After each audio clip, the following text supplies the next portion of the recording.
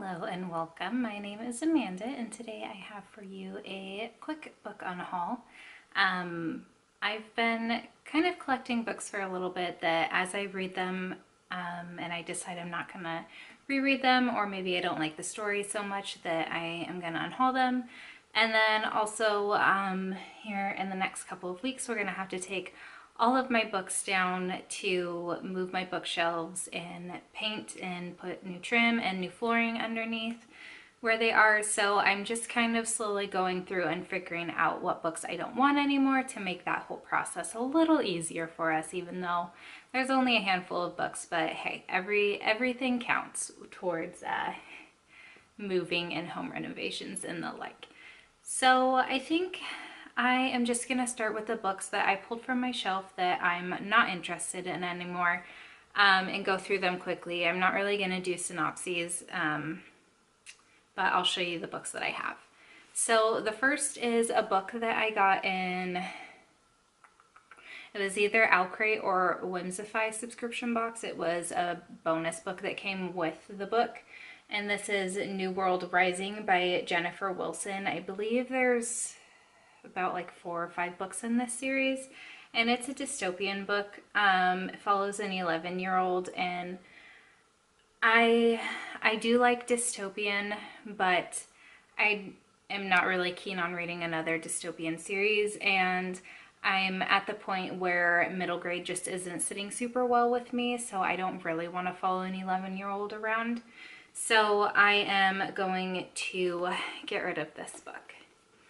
And all of these books I do take to my local used bookstore. I might see if maybe I could get money for them at Half Price Books, but that's like a 35-minute drive from here, whereas my used bookstore is a 5-minute drive down the road. So I will probably just end up donating them, to be honest. The next book I have is An Abundance of Katherines by John Green. I have only read 2 John Green books, The Fault in Our Stars and Paper Towns. I love The Fault in Our Stars, and I really did not love Paper Towns. So I just don't really need to read a book that I don't know if I'm gonna like or not. And again, as I'm moving out of middle grade, I'm also kind of moving out of the whole young adult contemporary genre. So I don't really want to follow around high school drama anymore. So just thought I would donate that as well. The next book I have is The Imposter Bride by Nancy Reichler, I think. A little surprising because this is a World War II based book, and I love reading World War II based books, but it looks like a woman arrives in Montreal expecting to be married to a man she's never met. But when he sees her at the train station, he turns her down. So out of pity, his brother decides to marry her. And then there's, a deep, doom, dramatic love.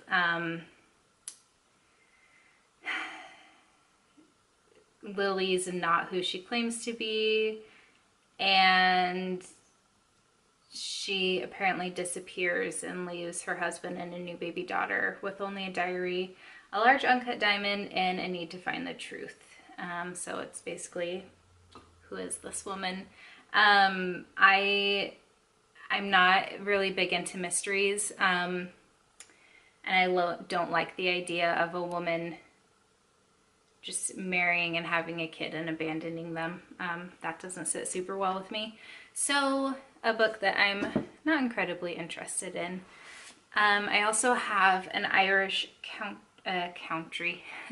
Country Courtship by Patrick Taylor. This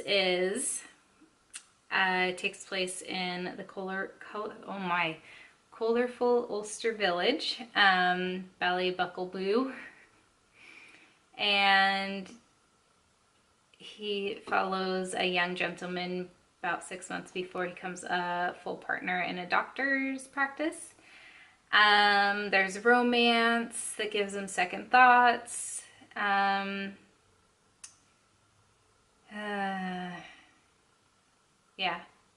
I don't know. It's not it's not really catching my attention too much. I mean, I probably would like it, but I think if I want to read this, I would probably listen to it rather than read it. So there's no point in the book taking up space on my shelf. I'm just gonna give that one away. The next book is a book I have had for quite a few years, and I've tried to put it on multiple TBRs, and the time that I really want to read it is the springtime. And then every time it's spring and I have it on my TBR, nothing pulls me towards it. So I'm just deciding to get rid of it. And that is The Paris Key by Juliet Blackwell. It is about a woman who grows up in her uncle's locksmith shop, and she ends up getting divorced and just finds herself with the opportunity to return and take over her late uncle's shop. Again, I don't really like stories of divorce. And I'm not quite in that stage. Like, I'm outgrowing young adult, but I'm not quite in the adult stage yet. So I think I'm more in like the new adult. So this hasn't called my attention for a long time. So again, there's no point in it taking up space on my shelf. The next book I have is Forged by Greed by Angela Orlinsky-Pert. This has the Space Needle on the cover, and it was in a bargain bin at Barnes & Noble, which is the reason why I picked it up. But it is like, you follow two 16-year-olds, not your typical star-crossed lovers. They're not even your typical shapeshifters. So this is like the first book in a series, and I just not really into shape-shifting anymore. Basically Twilight was enough for me. I think I'm gonna read the Fallen series by Lauren Kate, only because I have all the books, or almost all the books in the series. So this just isn't pulling me towards it, and I don't want to get involved in another series that just isn't really grabbing my attention. And then the next book I have is, I want to say this is, I don't know what this is, but it is Hemingway's Chair by Michael Palin. He's an assistant postmaster obsessed with Ernest Hemingway. Martin lives in a small English village where he studies his hero and putters about harmlessly until an ambitious outsider, Nick Marshall, is appointed postmaster instead of Martin. Slick and self-assured, Nick steals Martin's girlfriend and decides to modernize the friendly local office by firing dedicated but elderly employees and privatizing the business. Suddenly, gentle Martin is faced with a choice: meekly accept defeat as he always has, or fight for what he believes in as his hero Hemingway would. Filled with Michael Palin's trademark wit and good humor, this novel is for anyone who has ever dreamed of triumphing over the technocrats and backstabbers of the world. Hilarious, touching, and ultimately inspirational, Hemingway's Chair will make readers stand up and cheer. It could be fun, but I'm not interested in it. So those are all the books that I haven't read that I am just deciding to donate. And now I have a stack of books that I have read. So the first is, what is this? Star Bright, A Christmas Story by Andrew M. Greeley. This was a cute little love story. I just don't want to read it again. I read it, I want to say last year for around the Christmas time. And I think it brings two,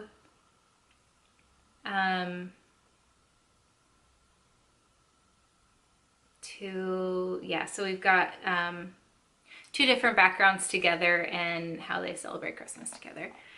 The next book I have is Waiting to be Heard, a memoir by Amanda Knox. For those of you who don't know, Amanda Knox is local to me. She studied abroad in Italy and was convicted of murder, her roommate, Meredith Kircher. And this is her story and her background of what happened. She was acquitted. They tried to retry her again and nothing was found. And so this is just her story of the events that happened. There's also a documentary on it on Netflix, so you can make up your decision based on what you read. But I thought it was interesting reading from her point of view and reading about the law system in Italy and how different it is from the United States. The jurors aren't separated from media influences, whether it's social media or like newspapers, magazines, TV, and those sorts of things. So it's very emotionally based over there, whereas it seems to be a bit more fact and data driven over here. So I thought it was interesting.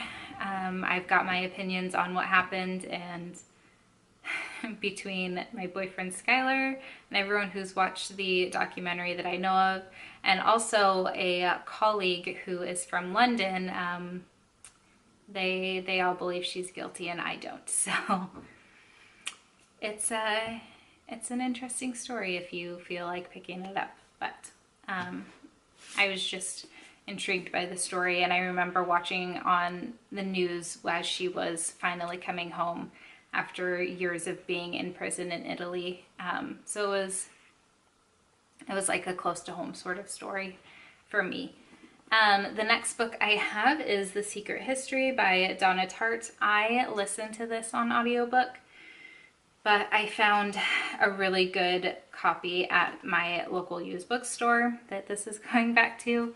I did not like this book. I was hoping to have another like deep love 4 or 5-star read like The Goldfinch, and this just wasn't that. The characters in this story are really unlikable. They're just pretentious and rude, and there's corruption and betrayal and no real like redeeming qualities to the story or any of the characters. Like in The Goldfinch, I believe the main character's name is Thomas, or is it Theo? But he goes through a rough time in losing a parent, and at the end I feel like it makes sense, like what he went through and the things he did as he was growing up. And I feel like there was closure on the person he grew up to be, but they're just not good people, and I didn't like the story. So did not like that book, so it's going back. The next book I have is Everything, Everything by Nicola Yoon. This book I bought because I thought the cover was really pretty, and I also wanted to watch the movie. It's about a girl who has a rare disease where she's allergic to the world. She can't go outside. Her house is filtered air and everything is decontaminated. And then this boy moves in next door and things happen. I liked the story. It had an interesting twist that I didn't really see coming for a bit. But like I said, I bought it because I wanted to watch the movie, so if I want to revisit the story, I'll just watch it versus reading it again.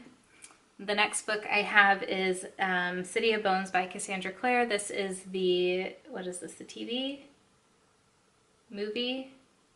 It's the Walmart version. I bought this at my used bookstore because I wanted to finally get into the series. I have since switched to, oh, and this book I wasn't able to find it on audiobook from my library. So I got a really cheap physical copy, and I have since switched to listening to these books. I'm kind of enjoying them. I think I might be a little past the time for when I should have, or I would have really enjoyed these. but I'm buddy reading them with my friend Darshell, and I don't want to keep this copy because it's the only one I have. And if I do decide to get these books, I would like to get the box set so I have all the matching covers. The next book I have is another book I didn't really like, and that is After You by Jojo Moyes. This is the second book following Me Before You, and I would rather pretend Me Before You is a standalone because I didn't like the direction the story took after the events of Me Before You. So I don't care to keep this copy because I'm not going to reread this book. If I reread anything, it's only going to be Me Before You, and that's where it's going to end for me. And then the last book I have is Go Set a Watchman by Harper Lee. I got this book from my friend who was moving, and I had listened to it on audiobook. I don't think, I mean, it's obviously was published years after To Kill a Mockingbird was, so it's not as classic to me as To Kill a Mockingbird is, and I just don't think I really cared to read Jean Louise or Scout's life after, like, years and years and years after the ending of To Kill a Mockingbird. So I don't think I probably will read Go Set a Watchman at any point. And if I do, I'll probably borrow it from the library or something. I don't need to own a physical copy. So those are the books that I am unhauling. I have 1, 2, 3, 4, 5, 6, 7 that I've read, and 1, 2, 3, 4, 5, 6, 7 that I haven't read. So a total of 14 books. Feels pretty good to get those cleared off my shelf and cleared away from the floor because they've just been piling up until I felt like I had enough to do an unhaul. So I would love to know your thoughts on any of these books, if you've read them, if you've watched the movie adaptations of the ones that I've mentioned I'm interested in. Please do let me know down in the comments below, and I will chat with you there until my next video. Bye!